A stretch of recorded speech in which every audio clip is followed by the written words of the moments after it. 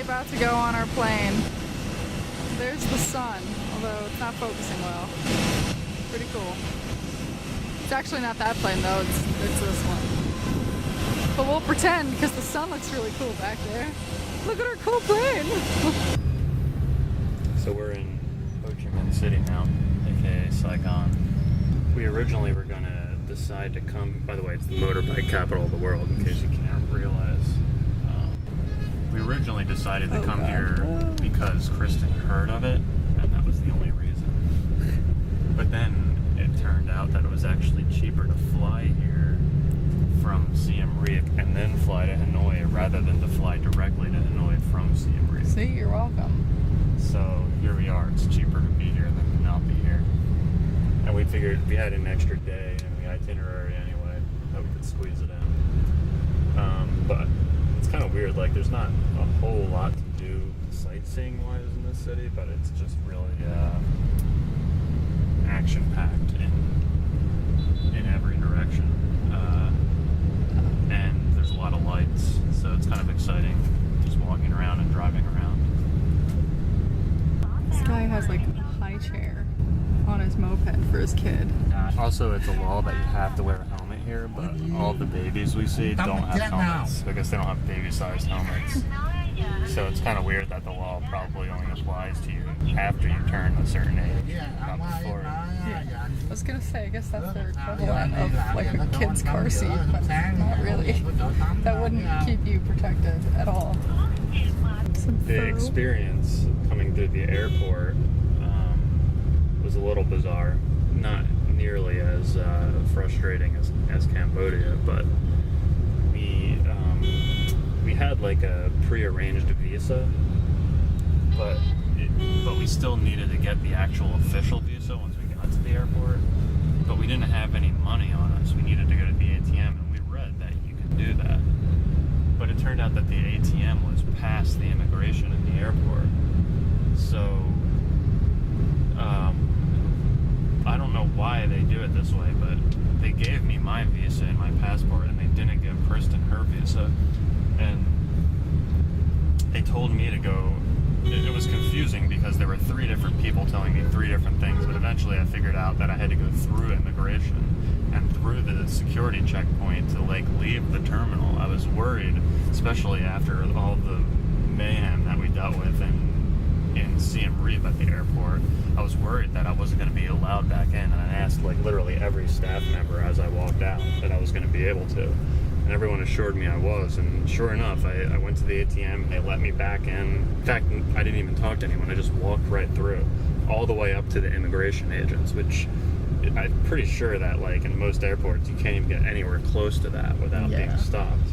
And I literally just handed the cash over the railing to Kristen, and I'm shocked that they allowed that to happen, and they don't just put an ATM inside the arrival hall like before you get through immigration. Yeah, because we weren't the only ones that needed it.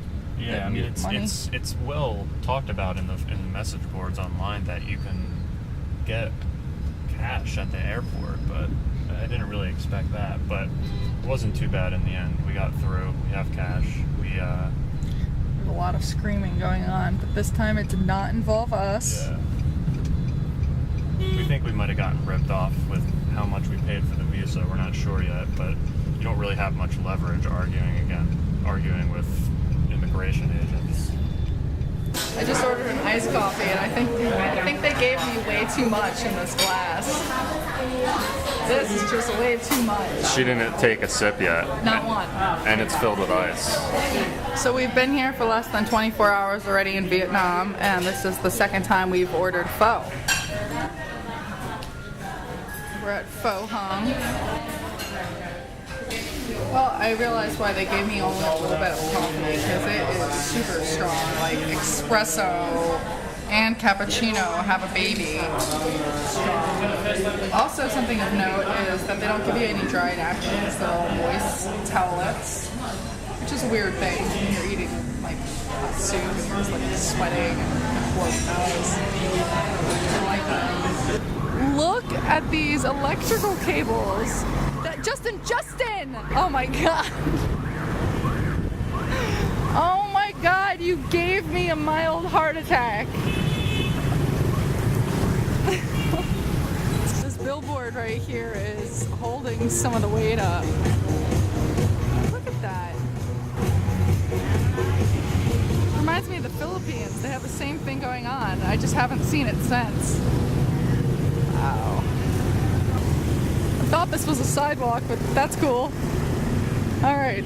We also just saw a guy riding a motorbike with a giant, like, pool hose that was snaked around him. Like, he was sitting inside of it like this, driving. And it took up his entire torso from, like, here underneath his armpits to where he sat down there. It's like, think of a kid sitting in a bunch of tires, like, up to his chin. Like, that was him driving.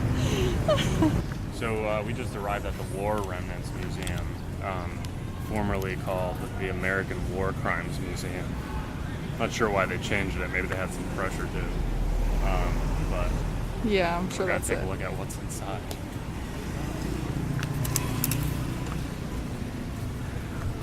Other than just walking around the city, this is what I've been looking forward to the most.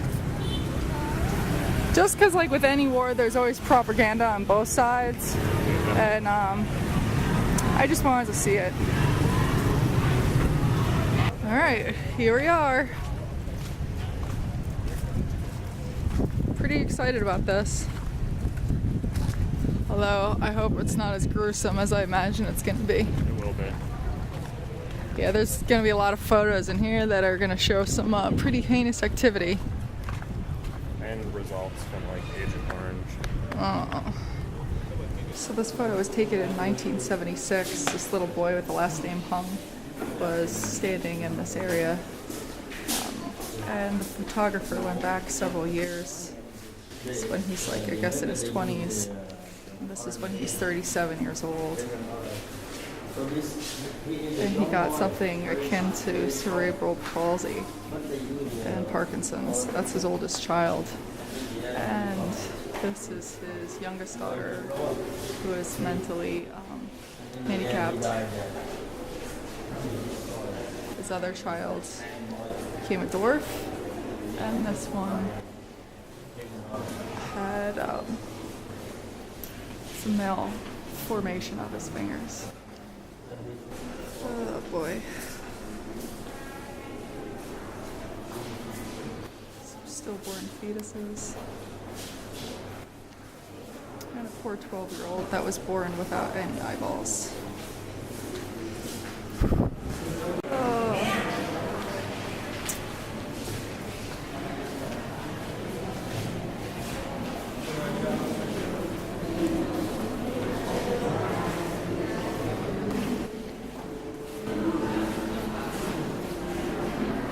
So yeah, we're leaving the War Remnants Museum. And it's pretty shocking. First of all, I didn't really get such a sense that it was filled with propaganda. No, definitely not. So it's interesting to see it from a different perspective.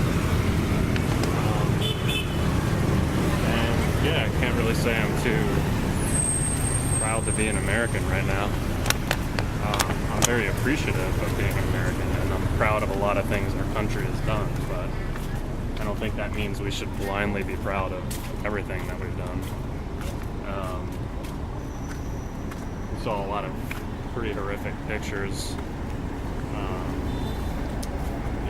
Kids, women, pregnant women, just pretty awful stuff. And it makes me wonder, like, even after going through there and reading facts about the history of the war, like, I still am kind of clueless as to what the whole point was. Yeah, I don't get it.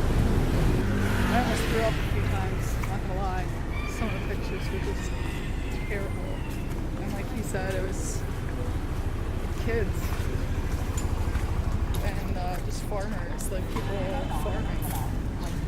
Yeah, like, Doing, like they weren't soldiers, some of the pictures, so that's, I guess, why there was a big controversy and why a lot of Americans didn't support the soldiers when they came back home.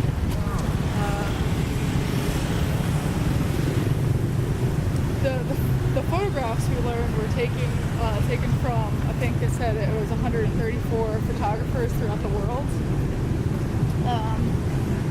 So I thought it was kind of unbiasedly done. Like Justin said, I didn't think it was like the propaganda for or against anybody. It was just Yeah, photos taken of right, crimes. and it was photos of, as Kristen said, photographers from all over the world, like without regard to what their political affiliations are. So, you know, all across the board, but the photos all showed the same shit, which was, you know, chemical weapon warfare. Something that we kind of like is a delicate topic nowadays. I think it said 900 or 90 million liters of Agent Orange was dumped all over the country. And it's still affecting generations born now. It affects up to at least the third generation of people who are exposed to it. So this is the Reunification Palace. This is the spot where almost actually exactly 40 years ago, in 10 days it'll be 40 years ago, where the tanks rolled in and Saigon was overthrown. Go this way. Saigon was overthrown and Vietnam was reunited, basically the day America lost the war. We see people outside kind of practicing for celebration. So I guess there are going to be parades here and stuff like that. It's past those gates. I'm not sure if you can see it.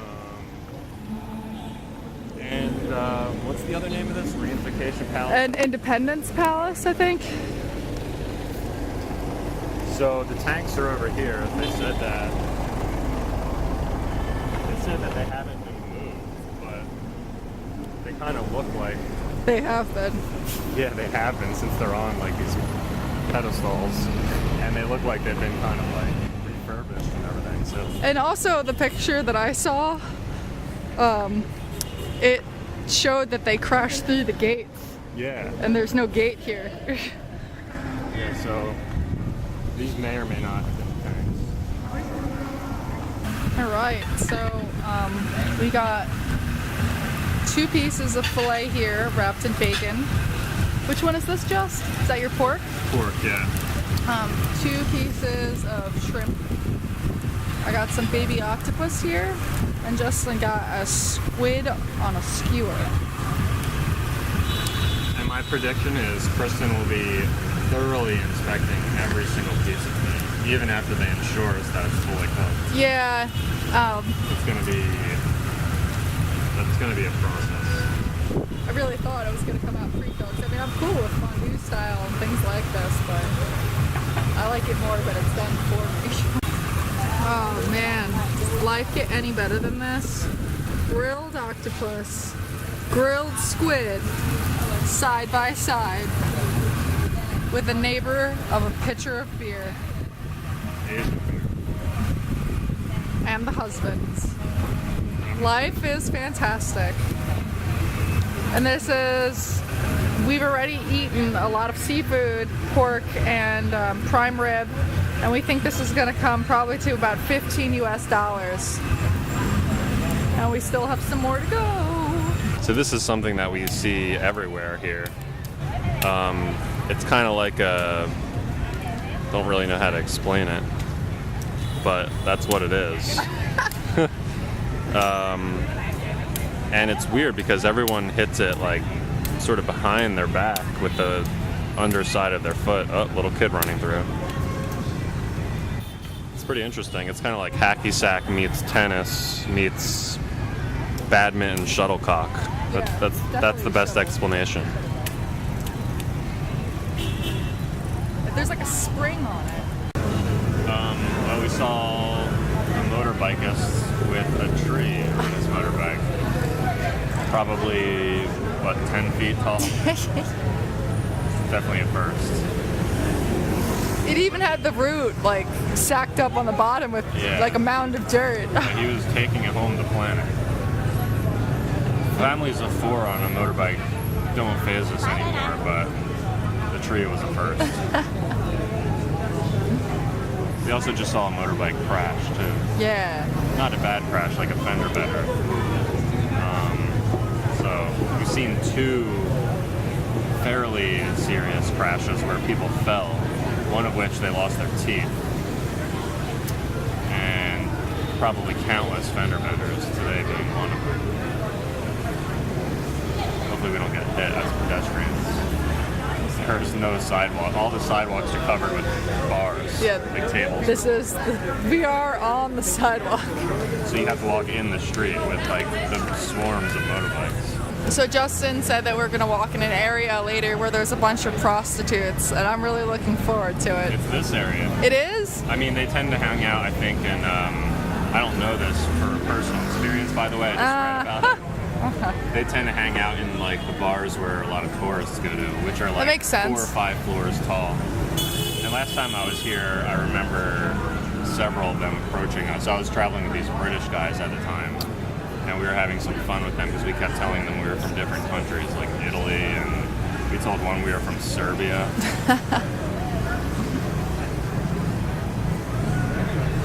That's as much fun as we had with them now. Well. So Justin and I have been searching high and low for cheese Doritos because we just can't find them anywhere in any of the countries we've been to. I think one time we found something similar, but it wasn't quite there. But we've now discovered a way to get them. We should just order plain nachos. Nachos here come with Doritos with... The Doritos with bean stuff, but this is a Dorito. This makes me miss home. Yeah, too bad they're hot though.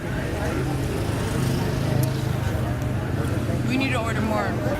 So we just got 2 beers here, one of which is kind of pretty large.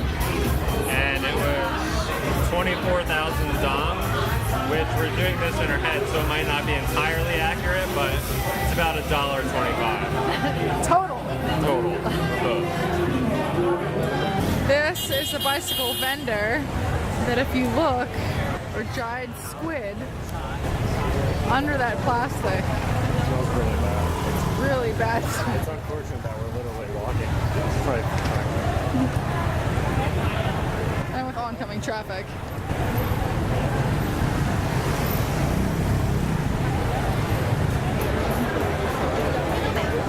So like everyone's facing out into the street.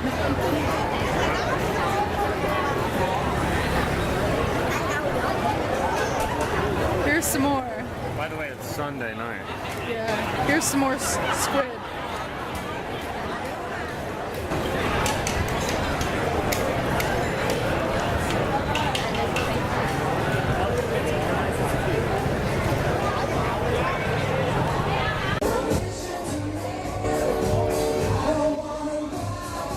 I thought he was drinking water before, but it's lighter fluid. Yeah.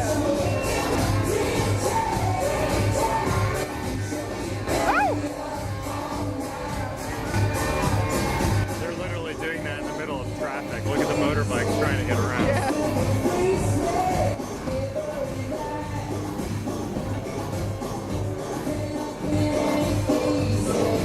So we're at a rooftop barbecue now. And there are clubs on top of all the skyscrapers here. There's one up here. And one right there. And then it's kind of hard to tell from here, but that's a separate building back there.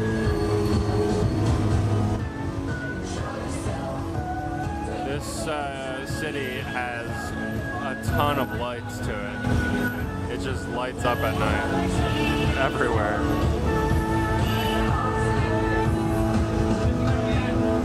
Now we're going up to what should technically be a penthouse because the elevator opens right to our door and there's no other room on this floor. So if we were to leave the elevator, we'd walk right into our room. I get 2 big beds. Pimpin'. This just needs to be documented about literally how close everyone stands to us. When you moved, his head collapsed. because he was leaning. His face was in my shoulder. Literally his face. I'm in the Twilight Zone right now. He's up.